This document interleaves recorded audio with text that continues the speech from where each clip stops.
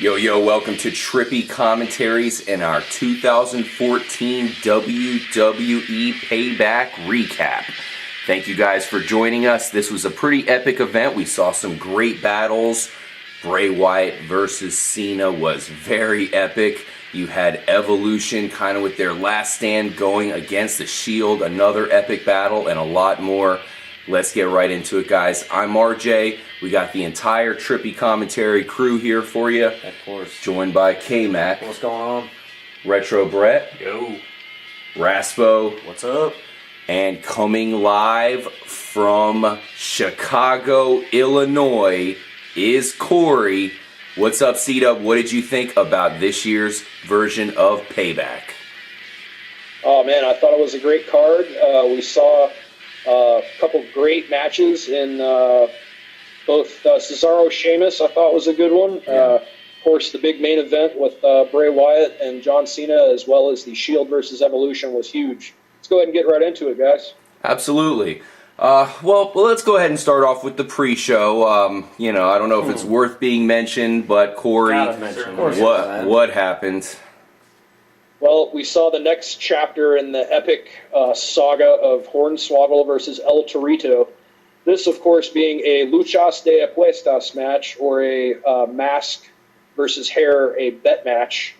And we saw Hornswoggle kind of forget the rules. He tried to take the mask off of Torito, which, of course, it was a pinfall or submission victory match, which led to Torito getting the big win and Hornswoggle getting his head shaved.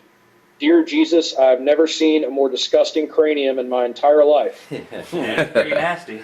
Yes, so congratulations to the fearsome El Torito. He wins once again. He's got Hornswoggle's number there. Let's move on to what I thought was a shocking match. Sheamus actually got the victory over Cesaro. Corey, were you surprised by the outcome, and what happened? I was somewhat surprised by the outcome. I thought it was a really awesome match. I think this is going to be a great feud in the future. We saw Cesaro, of course, hit the swing. Yep, he got him. I think he 21 I think times. he ended up with like 50 or 20 rotations. And then we saw right after Cesaro went for the neutralizer finish, Sheamus hit a small package for the roll-up victory. And, of course, to retain the United States title. What were your thoughts on this, guys? I think it was a pretty good match. Yes, it certainly surprised me that Sheamus won. I think all three of us had Cesaro winning, but We did. that's wasn't the end of the night surprises, but it was the first one, and it was a big one. Definitely a stunt to Cesaro's rise. I gotta say, the Cesaro swing on Sheamus was a sight to behold. Raspo, what'd you think? Thought it was a great match, and honestly, I thought Cesaro had dominated the match a lot, and he probably underestimated Sheamus a little bit. Sheamus, used his head and put him in a place where he couldn't get out of it. Yeah, I mean, I thought they kept going back and forth the whole fight. It was a good match, and I felt the Cesaro swing was cool and everything, but really didn't do anything to hurt him. Like, he should have, after he threw him at him, he should have attacked him right away. Gave him time to recover, and Sheamus ends up coming away with the win. Yeah, good point, FPS Kyle. I gotta say, we all love the Cesaro swing, and he is truly the king of swing, but perhaps he needs to add a little finisher to it, an upgrade, because I agree, he just kind of throws him down at the end there. Yeah, he's lackadaisical here, but we saw firsthand that didn't stop Sheamus too much. He came right back and won it, and he holds on to the title. Cesaro's probably getting just as dizzy spinning around. That's true.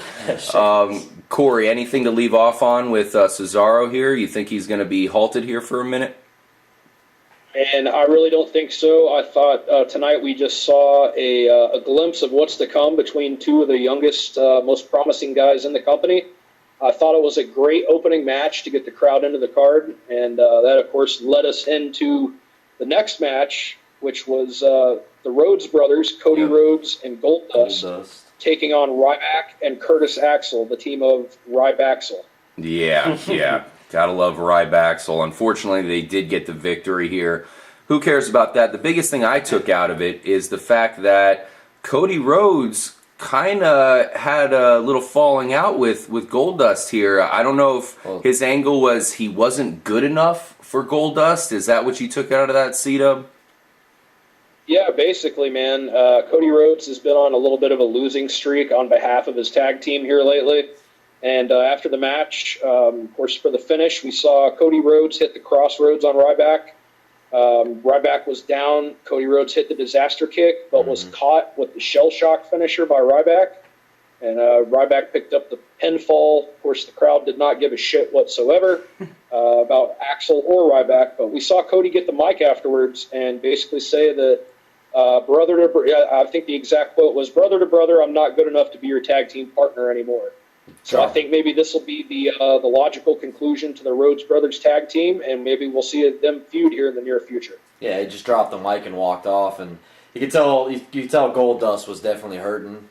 So we'll see what becomes of it, but I think it's just a way here to get them separated and see what Cody Rhodes can do on his own. Yeah, it seems like Cody Rhodes is going through a mental breakdown right now, and it's that whole death and rebirth phase right now for him. Yeah, and I don't think we've seen the last of Cody Rhodes, but he might be at rock bottom at this point. He can't win a match. Well, that's certainly not how I saw that going down. I thought Cody Rhodes was definitely going to actually turn on Goldust and start sinister, punching him or doing something instead of just being like, "Oh, sorry, I'm not good enough for you to be your partner." And I'm like, well, that was kind of lame, but... Yeah, well, let's go ahead and move on to... the Big Daddy Rusev there. He came out. This was perhaps his toughest challenge yet against Big E. And as we kind of suspected, Big E was not able to stop Rusev's domination here. What can you say about this match, Corey? Well, of course, as with every Rusev match, we saw the ravishing Russian Lana come out, and she's a sight for sore eyes. Sexy. But, this whole getting the cheap Vladimir Putin heat off the crowd, like it kind of takes me back to the old '80s, like the evil Russians, like Nikolai Volkov and Nikita Koloff. I mean, it's a classic wrestling formula that you take something topical, a country that the U.S. is feuding with, and it's going to be instant reactions, and that was the case tonight. We saw a lot of hard-hitting offense. There was a pretty nasty spot there where Big E speared Rusev off the apron onto the floor. Intense. I thought this wasn't your typical big man match, but as you said, Rusev ended up getting the victory after the Accolade camel clutch finisher. Yeah. It was a match, but it was kind of brief. I got to ask you, Raspo. I know, of course, you're a longtime wrestling fan. This is the first time we've been able to get you on. What's your opinion of Rusev here? Do you think he's going to be able to be a big force in the WWE? I love this guy. I think he's awesome. He's huge. He's powerful. And like Corey was talking about, I actually really like this gimmick of coming out, and it brings me back to those old days too. And with that being said, the crowd seemed to really not like this guy with his Russian flag. There was a flag waving contest at the beginning of the match that was pretty heated. So I'm excited to see where they take this thing, and it's a quick way for them to draw heat from the crowd, and I like it. I think it's cool and it's funny. Now, I believe he hasn't lost yet that I can recall, so perhaps he can go on a Goldberg-esque streak for any of you who watched WCW back in the day. I don't see anybody stopping this guy. I mean, he's massive.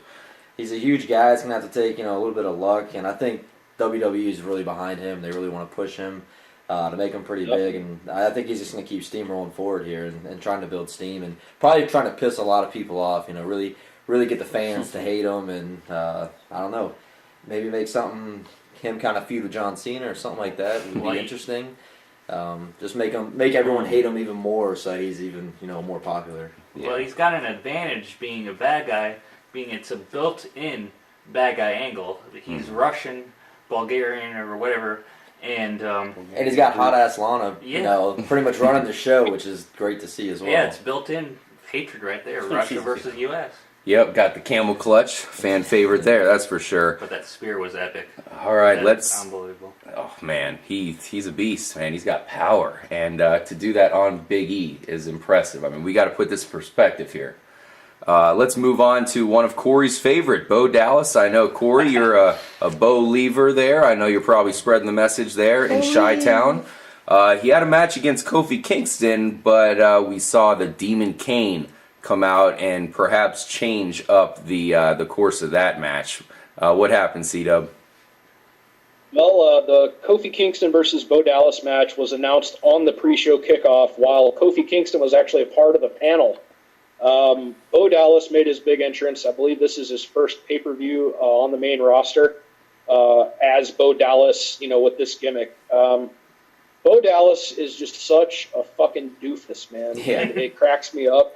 It reminds me of, like, Kurt Angle whenever he first made his debut.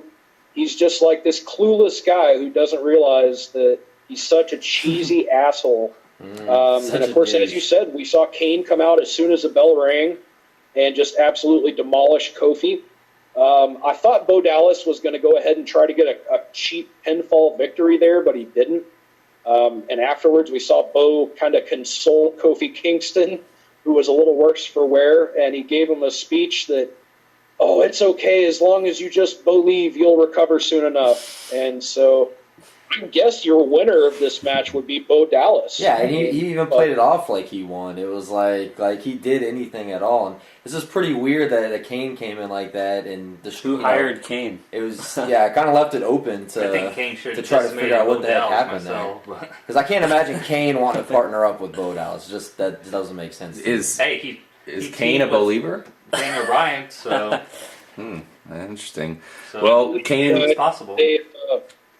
I believe, guys, that they actually explained it by saying that Kofi Kingston had been tweeting out some things about Stephanie McMahon and the Authority that maybe Kane didn't quite agree with, and that maybe that was the reason. So, oh boy. So, well, let that be Stephanie lesson to everyone here. sent Kane on him to take him Maybe. out. Yeah. Which further proves that she does, in fact, have control over him.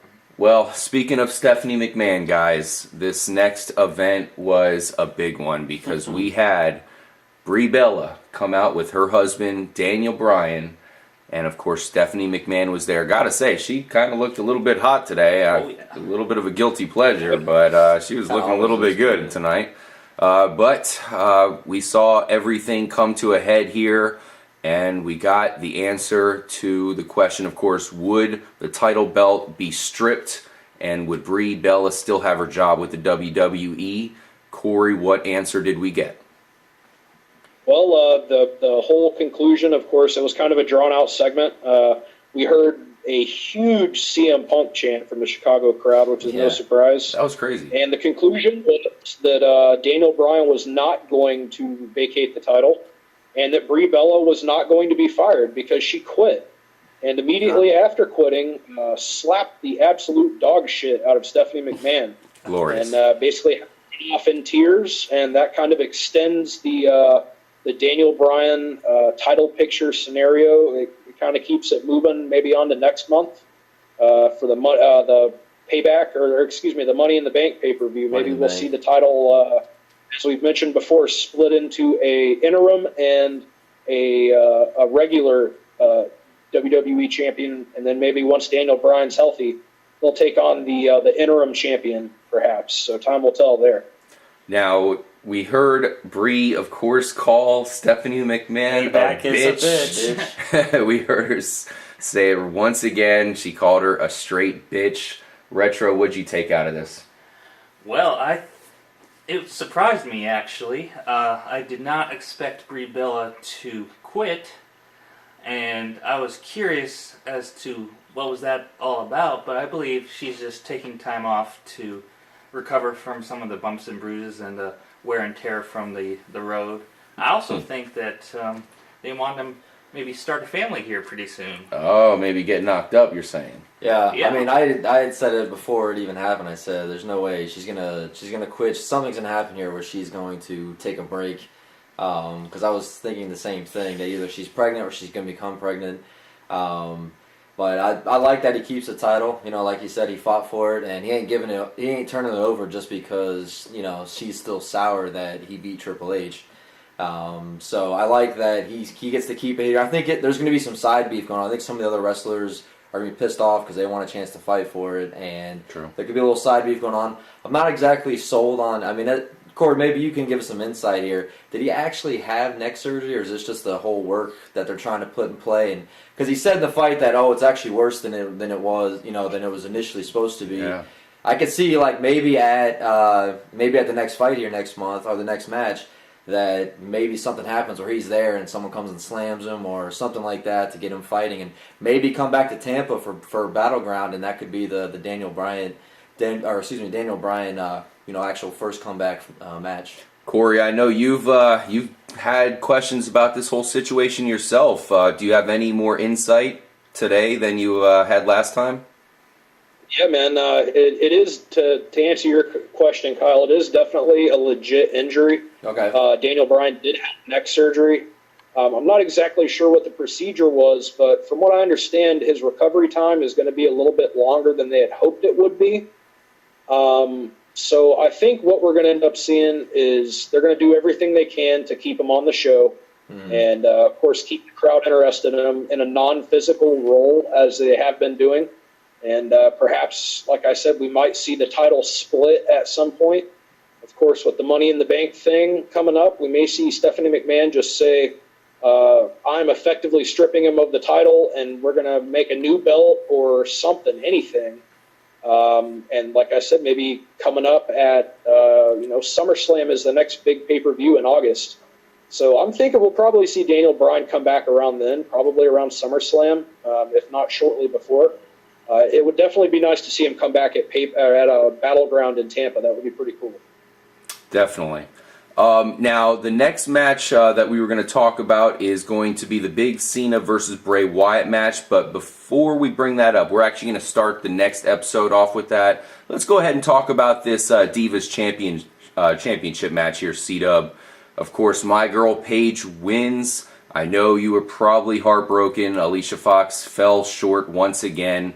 A little bit of a disappointing match for me. What did you feel about this one? Like you said, I mean, it was a typical Divas match. After watching the NXT TakeOver with Natalya versus Charlotte, it was very underwhelming.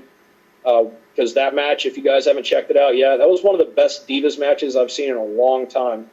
Of course, Paige won with her submission finisher, which is essentially a Texas Cloverleaf into a double arm underhook submission. It's pretty devastating looking. Of course, we saw Alicia have a big meltdown there. It was, typical Divas action. And, what were you guys' thoughts? I was disappointed in Alicia Fox's meltdown. I thought she was definitely going to go more crazy than just cry a little bit and head out to the back. Weak. Yeah, she had a temper tantrum. Yeah, We expected everything here. Her to put on a crown or to throw a soda on herself or something. Yeah. Grab some Coca-Cola. I think she did get a soda from somebody earlier in the match, empty. but it was empty. Yeah. So She's like, hey, we don't have she was anything. she ran off like, kind of like a little bitch, just kind of like Mhm. a little temper tantrum because she lost. Yep. I liked how Paige locked in that PTO. There was nothing that Fox could do about it, and it was kind of quick, and it was typical kind of diva match. Yeah. But you can't get to the ropes when you're in that submission hold. yeah. That's the beauty of that submission hold. Personal complaint I do have right now is I feel like one thing that they're doing with Paige is I feel like they're kind of having her get her ass kicked most of the time, and then she wins it at the very end. I'm a big Paige fan, so I'd like to see her get some more moves in. But nonetheless, she holds on to the title. She remains the champion, and I don't know. That might be the last we see of Alicia Fox, Corey. That finale there, that was really disappointing. We're both fans of her temper tantrums here. She normally goes off. She grabs a hat. She kisses a random guy. None of that happened tonight. I'll be that random guy. All right. Well, congratulations to Paige. Thank you guys for joining us for this episode. Make sure to stay tuned because we have the biggest matches still to come. What happened between Bray Wyatt and John Cena? We saw some weaponry in this one. We saw chairs. We saw tables. We saw everything. Epic match. We saw, of course, head or mind games by Bray Wyatt, and possibly we saw maybe John Cena start to go to the dark side. But what happened in the end? It's kind of hard to have a dark side when everything's legal. Yeah, that's true. Thanks again, guys, for Trippy Commentaries. We'll see you in the next episode. Stay tuned for part 2. Peace. Later.